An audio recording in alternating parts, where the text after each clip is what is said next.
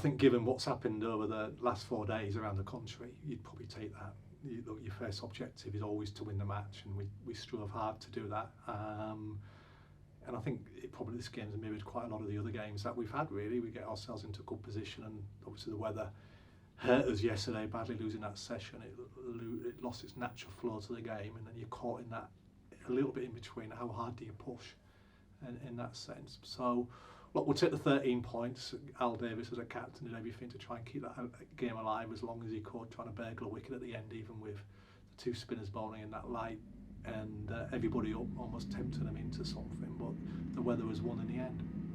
And that's another one where, we've lost, close to 90 overs to rain and bad light. That's, one of a few games we've had this year where we've been in strong positions. How frustrating is that weather in this fixture? Well, it's been a little bit around the season, as you said. Hampshire was another one to Lancashire. So yeah, of course it is, because you want to win when you're in dominant positions. As I say, the only game really we played poorly on is the Hampshire one, and we managed to scramble a draw out of that. We were well in the game at the Oval, until we sort of fell away in the back end of it. Could have done with that bad light and rain coming then. But well, as always, there's some things you're frustrated about. I think we've got to manage that third innings a little bit better. We were a bit careless, and we lost sort of that right to dictate. We didn't back up Al enough. We got nice positions, and with Hamza going nicely, and then Beth going nicely, and obviously Barney's dismissal. It was the careless dismissals, which leaves you not being able to dictate in quite the way that you want to do. But we did a lot right as well. I mean, Barney's little 5-through as well, which is brilliant. The return of Rushy was great. We saw the difference that Michael Ray can make on a flat wicket when nobody else is getting anything out of it on the last day. And obviously the captain, another captain's 100 in terms of having some awkward moments with wickets falling around him. Just to touch on what you've said there, I mean, obviously we've got Al Davies as the leading run scorer in Division 1. Okay. Didn't know that. Yeah, so he's overtook Beddingham today, so he's 4 runs clear.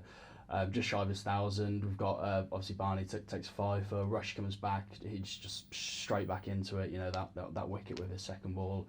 As you say, Ray's coming back in performing. There's a lot of positives to take from the performance. It's a really good momentum going into the back end of the season. Yeah, look, we've like same as Somerset and all the teams around the country. We've come out of one-day cricket, and sometimes stringing consistency of concentration when you've been used to playing 100 balls or 50 over cricket. It's a little bit of adjustment, and we'll hope we'll be better for that game. Individuals, Rushy will definitely be better.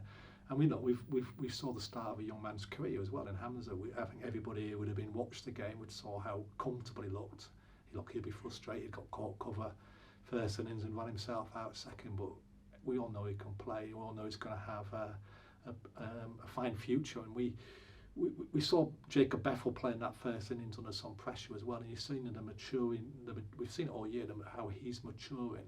And that's the beauty when you invest in young players at an early age. Beth played as a 17-year-old, Hamza as an 18-year-old. You don't instantly get that payback, but you'll get it down the line and you'll get it quicker. So from a youngster like Hamza, was being pleased and delighted how at home he made it look, to one of the old veterans in Rushy coming back and reminding us of all his glory days. They're good things to be positive. Look, there's room for improvement, as I say. That management of that third innings, we need to do better. But overall, we're pleased what we've come away with.